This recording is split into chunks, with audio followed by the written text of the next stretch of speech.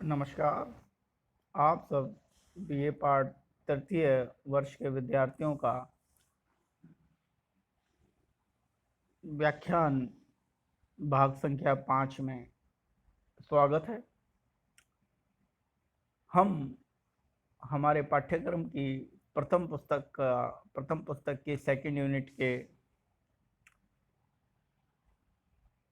Max weber के दूसरे topic कर्मचारी तंत्र पर चर्चा कर रहे थे। इस व्याख्यान से पूर्व हमने मैक्स वेबर का जीवन चरित्र, सामाजिक क्रिया की अवधारणा पर चर्चा की थी। आज हम मैक्स वेबर के द्वारा दिए गए आदर्श प्रारूपों की जो 7 आदर्श प्रारूप की चर्चा हम कल कर चुके थे, उसके पश्चात के आगे के आदर्श प्रारूपों की चर्चा आज के व्याख्यान में हम करेंगे। मैक्स वेबर के आदर्श कर्मचारी तंत्र का जो 8वां आदर्श प्रारूप है वह है गोपनीयता। मैक्स वेबर स्पष्ट रूप से कहते हैं कि कर्मचारी तंत्र स्पष्ट नियमों एवं कार्यप्रणालियों के आधार पर निर्णय लिए जाते हैं और निर्णयों की गोपनीयता को स्थापित किया जाता है। अर्थात कर्मचारी तंत्र की जो कार्यप्रणाली है वह स्पष्ट नियमों के अंतर्गत होती है और यह कार्यप्रणाली स्पष्ट नियमों के अंतर्गत होते हुए भी गोपनीयता स्थापित करती है। अर्थात गोपनीयता कर्मचारी तंत्र की महत्वपूर्ण आदर्श प्रारूप है। इसके पश्चात जो अगला आदर्श प्रारूप है वह है औपचारिक तार्किक नियम। कर्मचारी तंत्र की परिभाषा में मैंने यह स्पष्ट कर दिया था कि कर्मचारी तंत्र औपचारिक होते हैं, अर्थात यहाँ भी उसकी जो औपचारिक तार्किक नियम जो आदर्श प्रारूप है यह भी महत्वपूर्ण है, क्योंकि जो भी नियम हैं वह तार्किक आधार पर होते हैं और उन्हें व्यक्तिगत संवेग भावनाओं से अलग करके रखा जाता है, अर्थात वह औपचारिक होते हैं। अगला जो कर्मचारी तंत्र का आदर्श प्रारूप है वह है श्रेष्ठता। मैक्स वेबर कहते हैं कि कर्मचारी तंत्र अपने समान अन्य संगठनों से श्रेष्ठ होते हैं। अर्थात मैक्स वेबर का कहना यह है कि औद्योगिक समाजों में जो औपचारिक संगठन होते हैं उनमें कर्मचारी तंत्र अपने आप में श्रेष्ठ होता है। अर्थात कर्मचारी तंत्र के पास सत्ता, शक्ति और अधिकार तीनों तथ्य होते हैं। इसलिए अगर किसी चीज़ पर, किसी भी घटना पर, प्रघटना पर किसी को भी राय या मत लिया जाना है तो कर्मचारी तंत्र का निर्णय प्रभावी होता है, अन्य समान संगठनों के निर्णय अप्रभावी हो जाते हैं। दस्तावेज आधारित प्रणाली, यह कर्मचारी तंत्र की का अगला आदर्श प्रारूप है। मैक्स वेबर कहते हैं कि कर्मचारी तंत्र की यह विशेषता कि कर्मचारी तंत्र में कोई भी कार्य दस्तावेजों या अभिलेखों पर आधारित होता है और बिना दस्तावेज या अभिलेखों के आधार पर कर्मचारी तंत्र की कल्पना भी नहीं की जा सकती।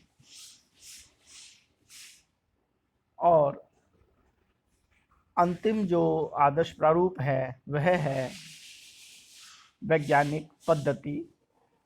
कर्मचारी तंत्र शासन चलाने की राज्य सरकार द्वारा स्थापित किए गए उद्देश्यों की प्राप्ति के लिए निर्मित की गई एक वैज्ञानिक पद्धति है और इसके अंतर्गत मनोभावों और संवेगों का कोई स्थान नहीं होता है। तो इस तरह कुल 12 आदर्श प्रारूप कर्मचारी तंत्र के हैं जिन्हें वेबर ने बनाया है। इन आदर्श प्रारूपों के माध्यम से हम कर्मचारी तंत्र की संरचना, व्यवस्था और कार्यप्रणाली की व्याख्या कर सकते हैं, अनुसंधान कर सकते हैं अब मैक्स वेबर के कर्मचारी तंत्र की कुछ आलोचनाएं हैं कि किस तरीके से कर्मचारी तंत्र अपने उद्देश्यों को प्राप्त करने में सफल नहीं हो पाता या समाज में विघटन की स्थिति को उत्पन्न करता है। पहला है लाल फीताशाही। लाल फीताशाही से आशय नियमों का बारीकी से पालन करने से है, अर्थात कर्मचारी तंत्र के अंतर्गत लक्ष्यों को कोई स्थान प्राप्त नहीं होता है और साधनों को सर्वोपरि माना जाता है, जिससे यह भ्रष्टाचार को पनपाने में मदद करती है और इसकी प्रकृति समाज में विघटन मूलक हो सकती है या होती है। लाल फीताशाही से यह स्पष्ट है कि कर्मचारी तंत्र समाज में भ्रष्टाचार को उत्पन्न करता है। भ्रष्टाचार को उत्पन्न करने के पीछे जो महत्वपूर्ण कारण है वह है इसका लक्ष्यों के स्थान पर साधनों को महत्व दिया जाना और नियमों का अत्यधिक बारीकी से पालन करना, जिससे उद्देश्य की अवहेलना अपने आप हो जाती है। दूसरा जो आलोचना है वह है उच्चता की भावना। मैक्स वेबर का जो कर्मचारी तंत्र है वह ईगो की भावना से प्रेरित होता है या ईगो की भावना को बनाने में मदद करता है, जिसके कारण कर्मचारी तंत्र में सबसे ऊंचा स्थान प्राप्त करने का प्रयास किया जाता है और साधारण और अधीनस्थ कर्मचारियों के साथ आत्महीनता का व्यवहार किया जाता है। अर्थात कर्मचारी तंत्र में पाया जाने वाला संस्तरण में अपने से निम्न कार्मिकों के प्रति अमानवीय व्यवहार से ग्रसित होता है और उनके साथ आत्महीनता के व्यवहार से भी ग्रसित होता है। अर्थात कर्मचारी तंत्र में उच्चता का भाव अहम को उत्पन्न करता है। लकीर के फकीर।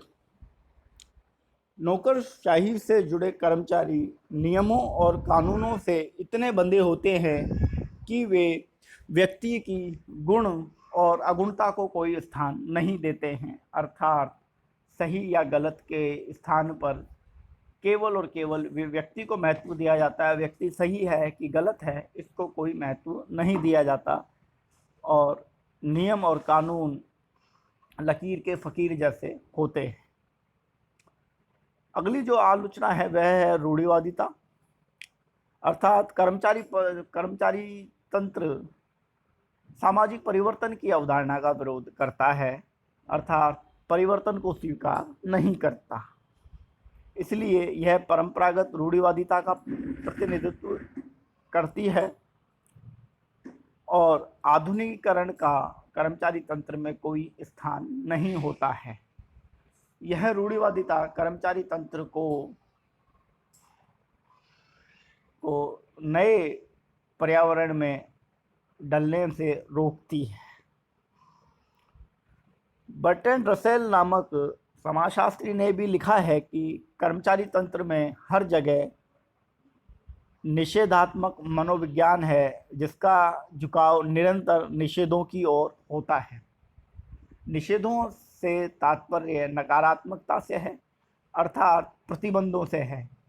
कर्मचारी तंत्र में या नौकरशाही में हर जगह प्रतिबंध मनोविज्ञान से कार्य किया जाता है, वर्जित मनोविज्ञान से कार्य किया जाता है।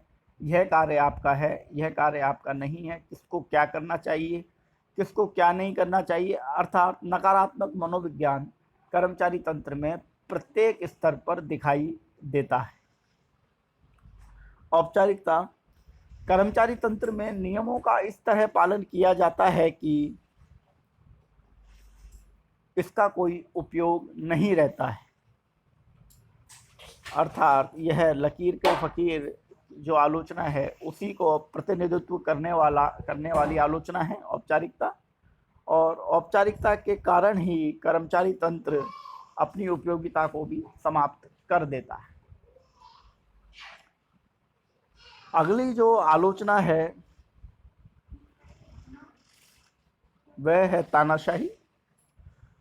नौकरशाही में हर जगह दबाव देखने को मिलता है। नित्य नए अधिकारी इसी प्रवृत्ति के अनुरूप कार्य करते हैं और अधीनस्थ कार्मिकों पर दबाव बनाते हैं, अर्थात उच्च अधिकारी निम्न अधिकारी के प्रति तानाशाह होता है। विभागवाद। नौकरशाही के अंतर्गत सरकार के सभी कार्यों का संचालन विभिन्न विभाग बनाकर किया जाता है और इन विभागों के मध्य जो तारतम्यता है उसका अभाव पाया जाता है। इससे नौकरशाही अपने मूल उद्देश्यों को प्राप्त करने में विफल रहती है या देश के संसाधनों का अत्यधिक भार के बावजूद भी सफल उद्देश्य प्राप्त नहीं कर पाती। वर्ग चेतना। नौकरशाही वर्ग चेतना को प्रोत्साहित करती है और समाज में पृथक पृथक वर्गों का निर्माण भी करती है और समाज में कई वर्ग बन जाते हैं। मध्यम आय वर्ग, उच्च आय वर्ग, निम्न आय वर्ग, अल्प निम्न आय वर्ग। इस तरीके से वर्गों का निर्धारण भी या वर्गों का निर्माण भी कर्मचारी तंत्र करता है। दैनिकता। नौकरशाही कार्य की विषय वस्तु और उसके रूप को समान महत्व देते हैं, अर्थात प्रत्येक दिन के कार्य पे नौकरशाही और उसके रूप को समान महत्व देते हैं, जबकि इन्हें उद्देश्यों पे समान महत्व दिया जाना चाहिए। और अंतिम आलोचना जो नौकरशाही की है वह है अलगाव का भाव। नौकरशाही समाज में अलगाव को उत्पन्न करती है, अर्थात एक कर्मचारी का दूसरे कर्मचारी के प्रति, एक अधिकारी का दूसरे अधिकारी के प्रति समाज में किसी भी प्रकार से आपसी लगाव समाप्त करती है, क्योंकि यह नियमों और तर्क पर आधारित होती है। औपचारिक है। व्यक्तिगत चेतना या व्यक्तिगत संबंधों का अभाव कर्मचारी तंत्र में पाया जाता है, इसलिए कर्मचारी तंत्र समाज में अलगाव को भी पैदा करती है। इस प्रकार कर्मचारी तंत्र की जो हम आज आदर्श प्रारूप हमने पढ़े और उसके पश्चात इसकी जो आलोचना देखी उसका व्याख्या मैंने आपसे कर दी है। आलोचना में वर्ग चेतना, दैनिकता, अलगाव, तानाशाही, लकीर के फकीर, रूढ़िवादिता, लाल फीताशाही,